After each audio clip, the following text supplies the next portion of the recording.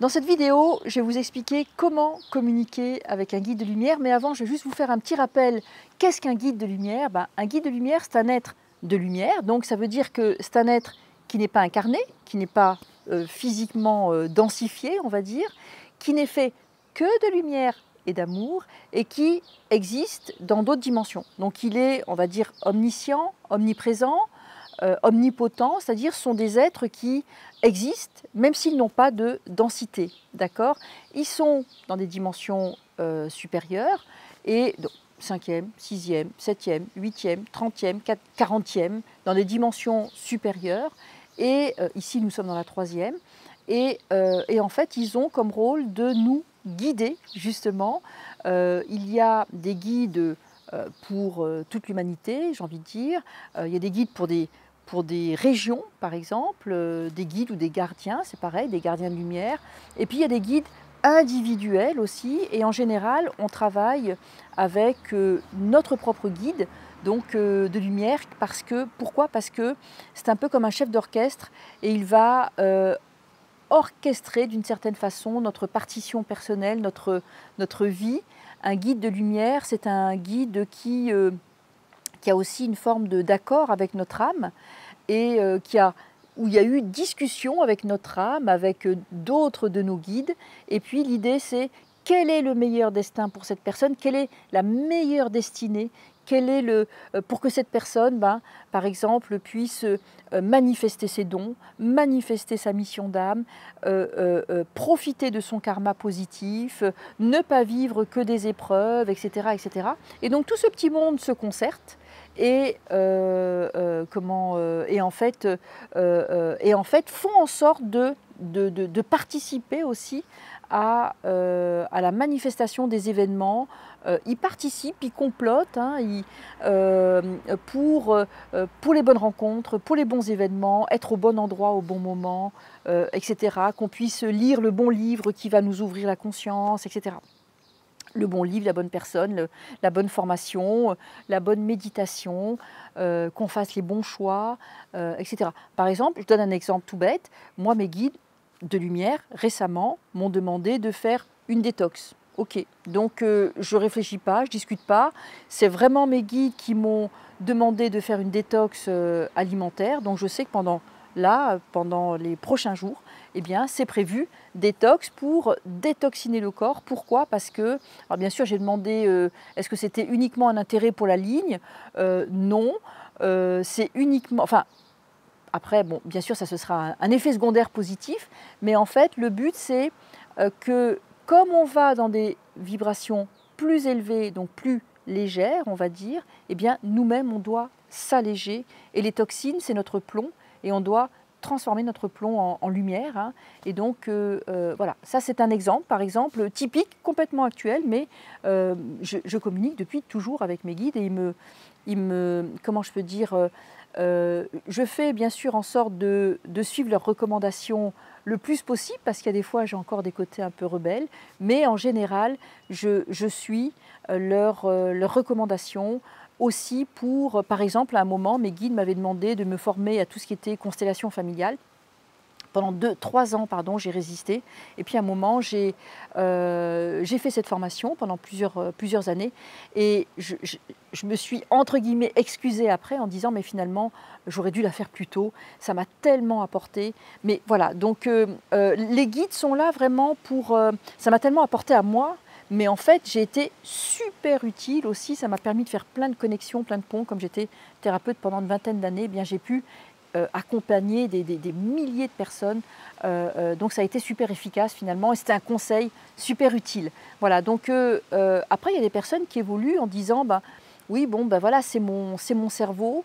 Moi personnellement, il y a beaucoup de choses où je distingue quand c'est l'intelligence du cerveau, donc c'est biologique, ou quand c'est des guidances que mes guides déposent dans ma conscience, j'allais dire via mon âme par exemple, via ma superconscience, via ma conscience, ou au niveau du cœur. Et c'est justement là où je voulais en venir.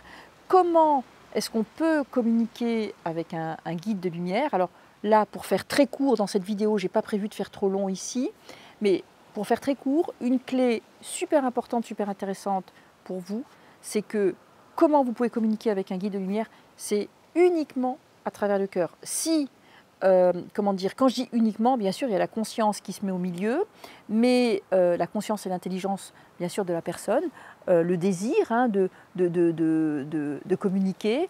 Et alors, je peux vous dire qu'entre deux vidéos, les draps ne s'agitent pas. Hein. Ça, c'est vraiment les guides, justement, pour, voilà, qui viennent caresser. Coucou, voilà, merci. Donc, et on ne délire pas, bien sûr, hein, je n'ai pas fumé la moquette.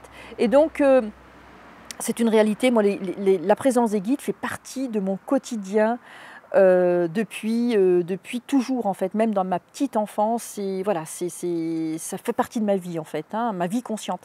Et donc, on peut communiquer avec les guides de lumière avec le cœur.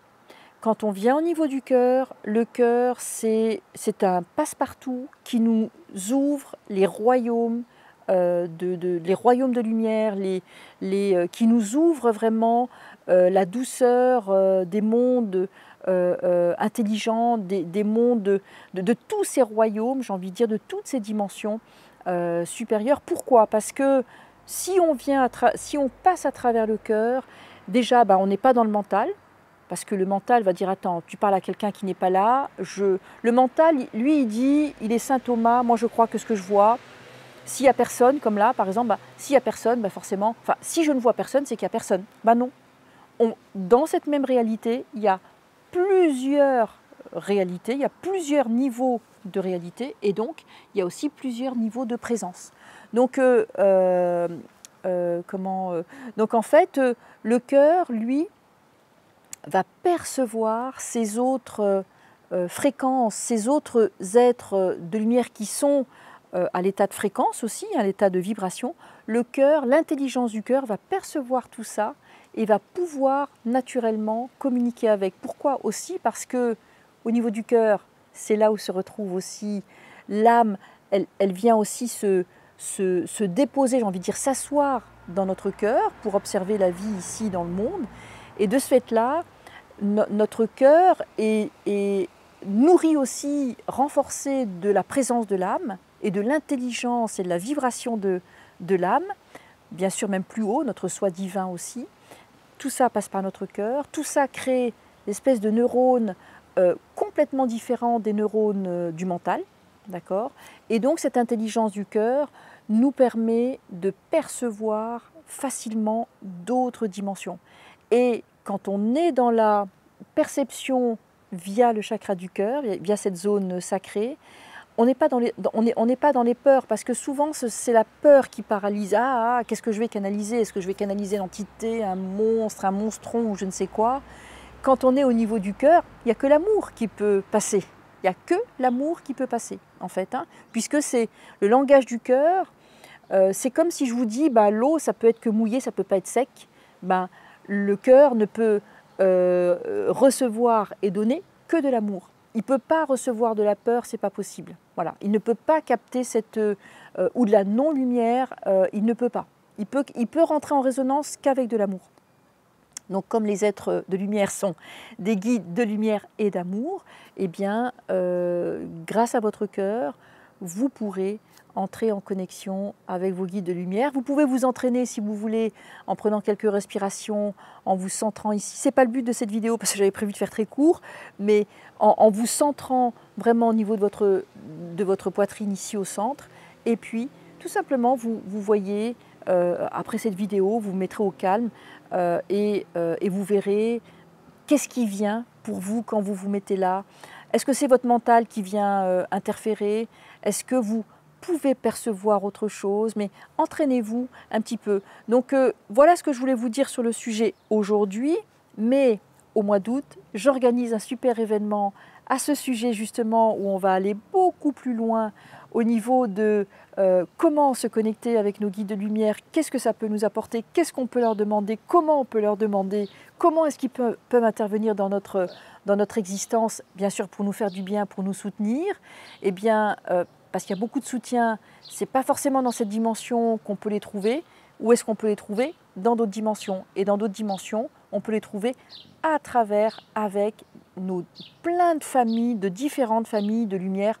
Je dis là-haut, mais il y a aussi des guides dans l'intraterre, mais tout ça, je le développerai à partir du mois d'août.